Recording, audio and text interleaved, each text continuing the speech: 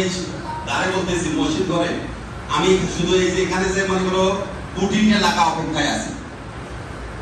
আমি এই মৌসুমের কালেকশনটা করে এই মানে বাকি কয়টা টাইস আছে টাইস কয়টা লাগাই দেবো, লাগাইয়া 2-3টা করে আমি ইনশাল্লাহ আল্লাহর কাছে আমি ইয়া করি যে আমি আসি আপনাদের হিসেব নিকেশ ক্লিয়ার করে দিয়ে যদি আমার কাছে টাকা পাবেন আমি সাথে বুঝে দিয়ে আমি এখান থেকে বিদায় নেবো। আপনাদের হাত পা করে অনুরোধ করে আমি বলতেছি আমি থাকতে চাচ্ছি না আর এই কমিটি।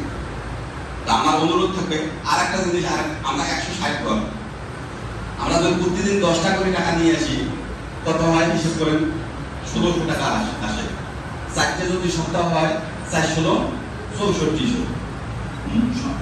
ইমাম সাহেবের সম্মানী দেওয়ার পর আমাদের একটা টাকা ব্যালেন্স থাকে, কিন্তু আমরা কি 10টা করে টাকা নিয়ে আসি না।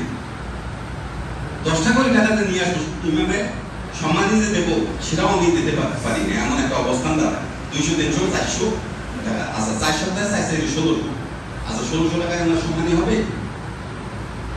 60 ঘরে একটা মসজিদ মনে করে নির্মাণ করছে, ছাদ ঢালাই টাইলস মাইস লাগিয়ে, তাহলে আমরা 160 ঘরে একটা মসজিদ নির্মাণ করতে পারি না। আর সবাই মনে করে যে ভিক্ষে ভিক্ষে ভিক্ষে ভিক্ষে ভিক্ষে কেন আমরা করবো? আমাদের সমাজে কি মানুষ নাই? আমরা যে কালেকশন গুলো ধরা হয়েছে যদি দিতেন তাহলে আমাদের বাহিরে ভিক্ষা করা লাগতো না। আমার অনুরোধ থাকবে আপনাদের কাছে, করজোর অনুরোধ থাকবে আগামীকাল আমরা বাইরে হব। আপনাদের যারা 5 ধান দিয়েছিলেন তারা 10 করে ধান দেবেন, আর যারা 10 দিয়েছেন আধা মন দেওয়ার চেষ্টা করবেন। অনেক টাকা তো অনেকখানে দিয়েছেন, অনেকখানে চলে যাচ্ছে। আরে ভাই এখানে জমা থাকবে, এই মসজিদে জমা থাকবে, এই সওয়াব মৃত্যু যখন হবে আপনার কত মানুষ যে মারা গেল আমাদের এই গ্রামেই দেখেন, মারা যাওয়ার পরও এই ব্যবস্থানি আপনারা পেতে থাকবেন।